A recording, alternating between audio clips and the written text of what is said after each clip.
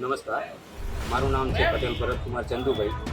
હાલ મેઘરેજ ગ્રામ પંચાયતમાં પંચવટી સોસાયટીમાં હાલ રહું છું.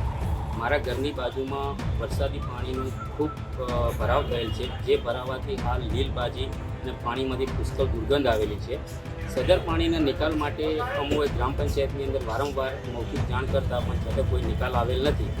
તો એના ભાગરૂપે મેં છેલ્લા લગભગ 5 દિવસ પહેલાં વિડીઓ સાહેબ અને કલેક્ટર સાહેબની મેલ દ્વારા સદર જગ્યાના વિડીયો અને લેખિતમાં મેં અરજી કરેલ, પણ એનો પણ કોઈ નિકાલ આવેલ નથી. તો અમારે તંત્રને એવી રજૂઆત છે કે શું તંત્ર મોટી હોનારતની રાહ જોઈ રહ્યું છે?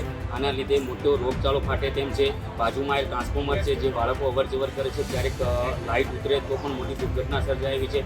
તો મારે તંત્રને અરજ છે કે સત્વરે આનો નિકાલ કરી અને જે તે નિકાલ કરીને સદર જગ્યાને પાણીનો નિકાલ થાય તો અમોને ત્યાં શાંતિ રહે, આવી અમારી રજૂઆત છે.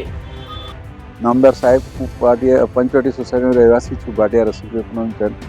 અને અમારી બાજુમાં એટલું બધું વરસાદી પાણી ભરાયું છે, એની અંદર લીલ પણ થઈ છે, લોકો પડી પણ જાય, પણ એનો કોઈ 12 વર્ષે ભરાય છે પાણી પર કોઈ નિકાલ થતો નથી.